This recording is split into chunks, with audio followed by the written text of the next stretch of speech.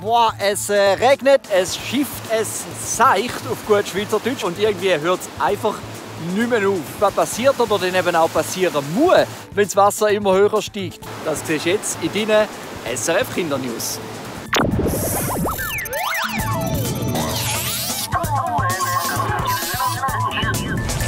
So, zurück im warmen Studio und damit Servus und herzlich willkommen zu deinen SRF Kindernews. Ich hoffe, du hast in den letzten Tagen trockene Füße gehabt, trotz dem vielen Regen. Und dass es im Moment einfach sehr viel Wasser hat, da siehst du zum Beispiel auch hier. Das Frauenfeld, da ist der Fluss Thur übers Ufer getreten. So weit muss es aber gerne nicht überall kommen, dank der richtigen Vorbereitung. Viel Regen und Schnee, der schmilzt. Das würde an ein paar Orten Sorgen machen. Nicht so, aber das Winterthur. Zwar fließt dort der Fluss Eulach mitten durch die Stadt und sogar unter dem Bahnhof durch. Eine Überschwemmung wäre dort also verheerend. Dass es aber nicht so weit kommt, für das hat sich die Stadt etwas einfallen lassen. Also wenn die Eulach ganz viel Wasser hat, dann geht ein Teil jetzt von dem Wasser geht wieder durch eine Abzweigung und dann unter der Erde durch einen Kanal. Und dann würde das Wasser hier rauskommen. Und dann würde es hier reinfließen und dann würde es hier einen See geben, plötzlich. Seit es gebaut worden ist, hat es noch nie so viel Wasser gegeben, dass das ganze Becken gefüllt worden wäre. Eine Animation zeigt aber, wie das aussehen würde.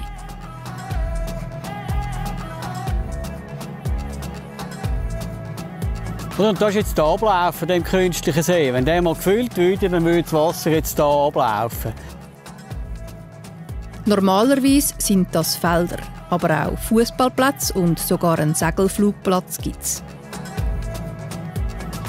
Wenn wirklich viel Wasser kommt und der See ganz gefüllt wird, dann ist nachher der Segelflugplatz, die Piste vom Segelflugplatz ist nachher unter Wasser. Und halt auch das, was der Bauer angepflanzt hat. Und da die Fußballplätze auch. Zwar hat es jetzt ein bisschen Wasser angestaut, dass das ganze Gelände überschwemmt ist. Das kommt aber nur ganz selten vor. Das ist natürlich nur gebaut für ganz grosse Hochwasser. Das kann man nicht sagen, wann das kommt, aber ungefähr weiss man, das kommt nur eben etwa alle 30 Jahre. Es mag noch lange gehen, bis es wirklich mal ernst wird. Aber besser, es gibt hier einen See als eine Überschwemmung in der Stadt. Stellt euch mal vor, euren Lehrer vor der Klasse, wohin soll die Schulreise gehen. Aber es dürfen dann nur die Buben entscheiden, was man macht. Was die Mädchen wollen, das tut überhaupt nicht zur Sache. Ist offensichtlich unfair, oder? Ganz lang ist es in der Schweiz aber genau so gelaufen. Nicht in der Schule, sondern in der Politik.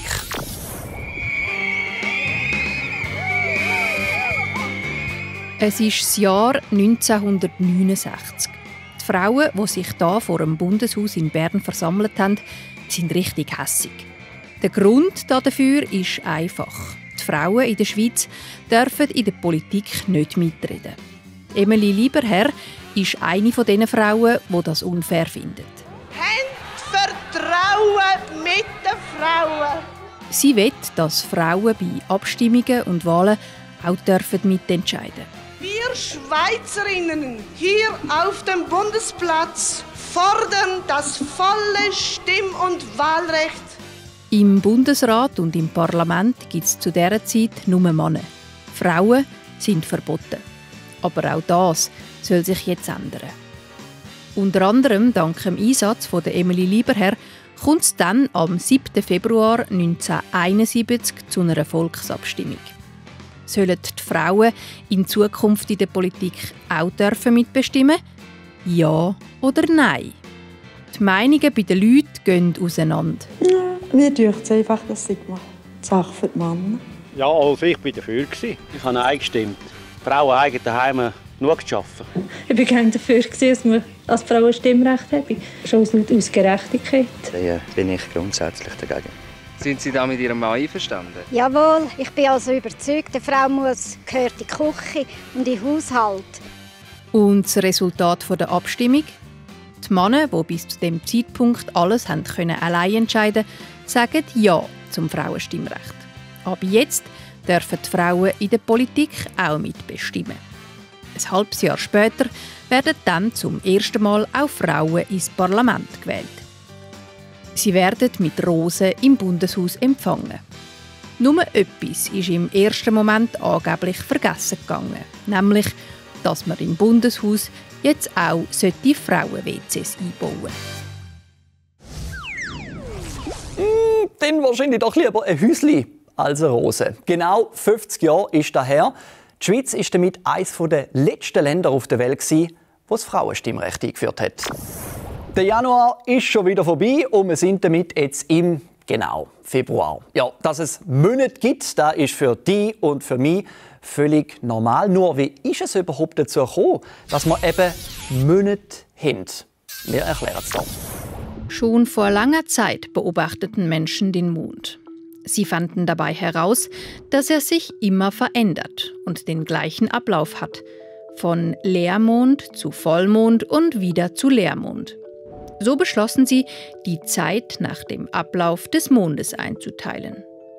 Den neuen Zeitabschnitt nannten sie Monat. Ein Monat begann mit dem ersten zunehmenden Mond nach dem Leermond.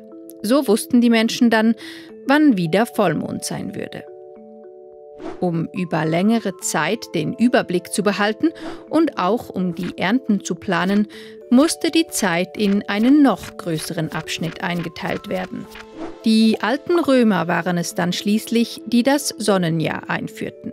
Ein Sonnenjahr dauert genauso lange, wie die Erde braucht, um einmal um die Sonne zu reisen. Also etwa 365 Tage und 6 Stunden. Wir rechnen noch heute in Sonnenjahren. Die dauern normalerweise 365 Tage. Und was passiert nun mit den 6 Stunden? Diese werden alle 4 Jahre dazugerechnet. Denn 4 Jahre mal 6 Stunden ergeben 24 Stunden, also einen ganzen Tag. Und der kommt dann in einem sogenannten Schaltjahr im Februar dazu. Unsere Monate haben also heute nichts mehr mit dem Mond zu tun, sondern mit der Sonne. Die Namen unserer Monate stammen übrigens ebenfalls von den alten Römern. Das Jahr begann bei ihnen mit dem März. Der Name März stammt vom römischen Gott des Krieges, Mars. Und der Juli trägt zum Beispiel den Namen des römischen Herrschers Julius Caesar. Und der August den des römischen Kaisers Augustus. Ganz egal, ob im März, Juli oder August, wenn du auch künftig keine SRF Kindernews verpassen willst, dann freut es mich sehr, wenn du gerade unseren Kanal SRF Kids abonnierst. Ich sage jetzt schon mal Baba, habe aber zum Schluss noch Good News, die zuerst vielleicht ein bisschen komisch tönen. Die Nase ist nämlich zurück im Zürichsee. Und jetzt fragst du dich sicher, was für eine Nase? Die Nase. Das ist ein Fisch, der so eine dicke Oberlippe hat, dass es aussieht, als ob er eben, eine Nase hat.